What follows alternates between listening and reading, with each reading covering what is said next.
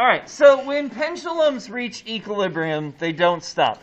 And that's kind of strange because we said that at equilibrium, the net force is 0. Oh, I forgot about you. If you got phones, put those up. Headphones, take those out so we can finish up this quick and follow along and make sure we know what's what. So if I got a pendulum and it's swinging down towards equilibrium, we said by definition, equilibrium has a net force of 0. So if there's no force to keep it moving at equilibrium, then why does it keep moving? And we said that's because of inertia / momentum.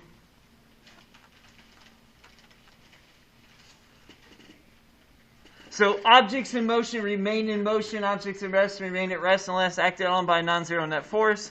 So there's no net force / impulse to stop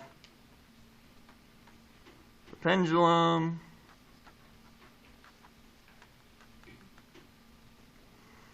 at equilibrium. So because there's nothing to stop it at that point, it just keeps going. It just keeps doing what it was doing because there's nothing else to stop that. All right, so number 5, use your lab to explain whether or not pendulum is affected by gravity. So we already did this. This is C Lab B. There we go. Easy enough. So in this lab, we tested whether or not gravity is a factor. Most of the groups found that the percent error was less than 20%, which means gravity does matter, and it does. If you took a pendulum to the moon, it would not behave the same as it does on Earth. If you took a pendulum to Jupiter, it would not behave the same way as it does on Earth. If you took a pendulum to the International Space Station, where it's microgravity, which means you don't feel gravity, it's technically acting on you, but you don't feel it because there's no normal force acting on you. If you took a pendulum to the space station, it wouldn't work. If you pulled it back and let go, nothing would happen. Okay?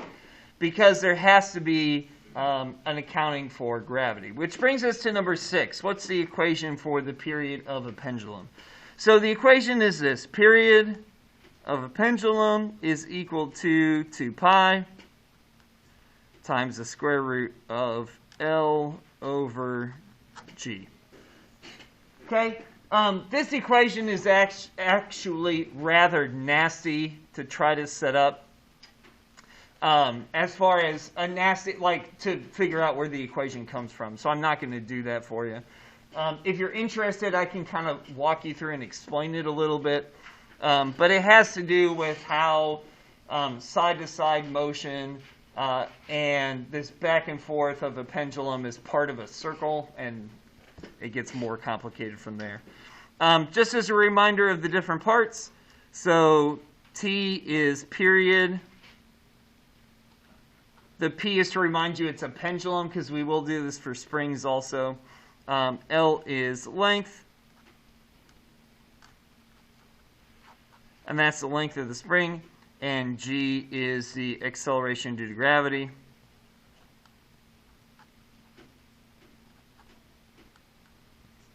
Which is usually 9.8.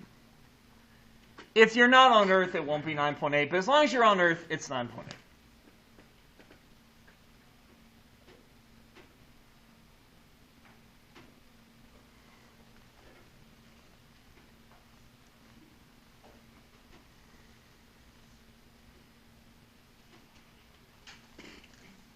Okay, so let's do a simple example problem here.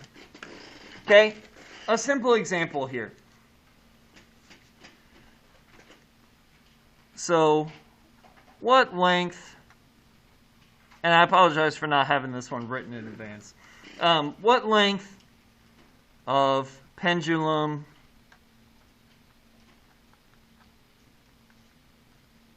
has period of 0.5 seconds? Okay, so if I want to figure out what pendulum has a period of 0.5 seconds, I got to do my knowns and unknowns here.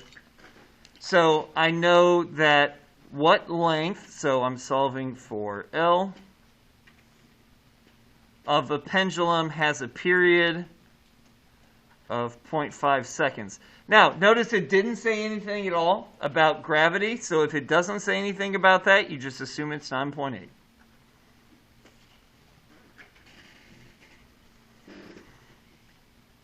All right, and then we're ready to plug things in and solve. So, period is 0.5 seconds. 2 pi is 2 pi. Square root of L over G, which is 9.8. So I wanted to do this one because I wanted to show you how to solve if you're solving for something under the square root, because I know that kind of math is tricky for a lot of y'all.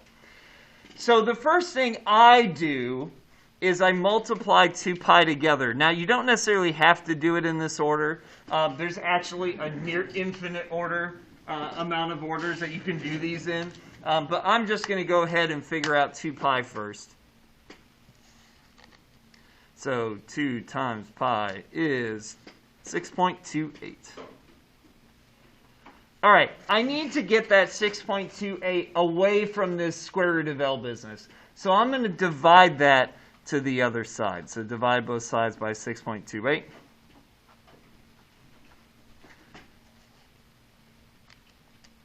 And 0.5 divided by 6.28 gives me 0.07080 equals, and then we got the square root of L over G, which is 9.8. At this point, I need to get rid of the square root, so I'm going to square both sides.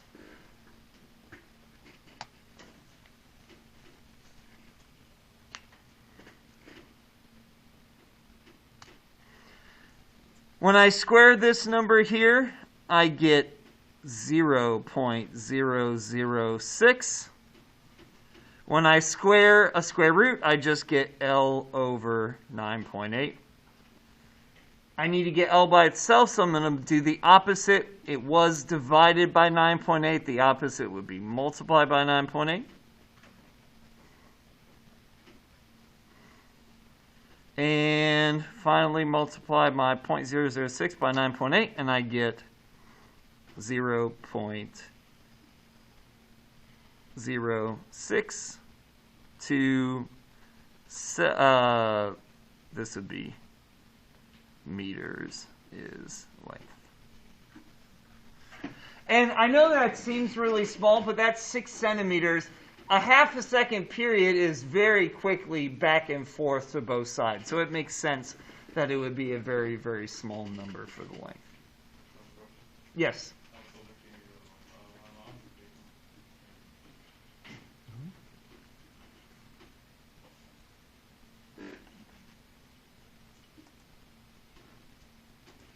So simple harmonic motion is any object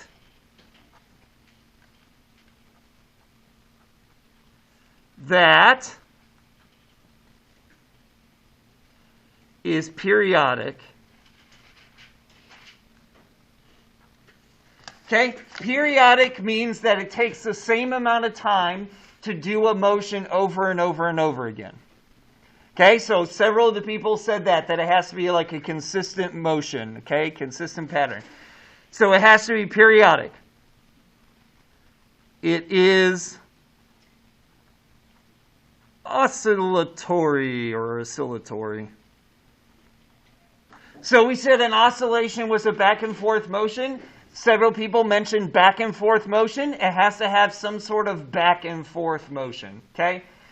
There have to be amplitude points. There has to be an equilibrium. So any object that is periodic, is oscillatory, has equilibrium.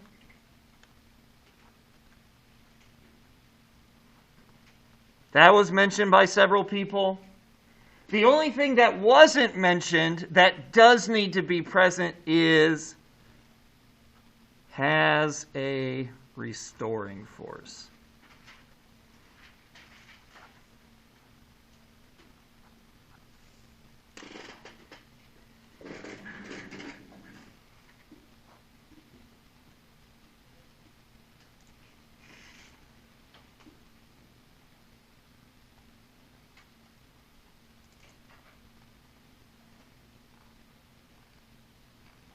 Okay, and we talked about restoring force in the very first set of notes.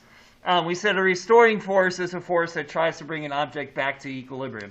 So any object that is going to be simple harmonic motion, and you'll see me abbreviate it frequently as SHIM.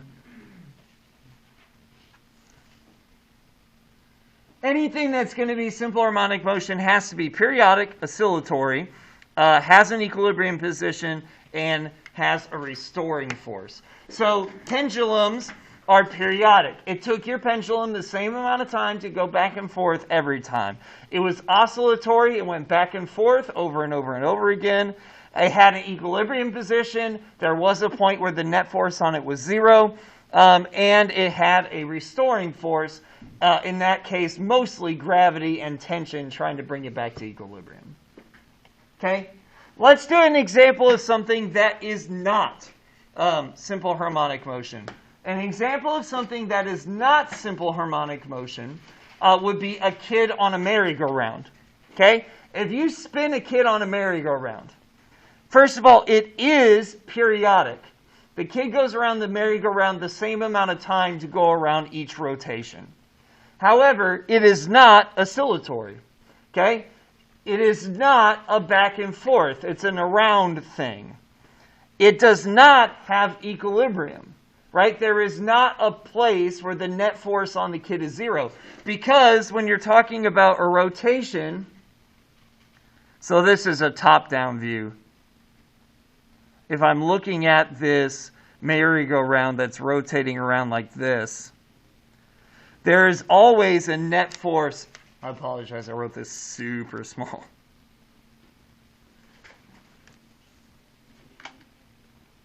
There is always a force acting inwards.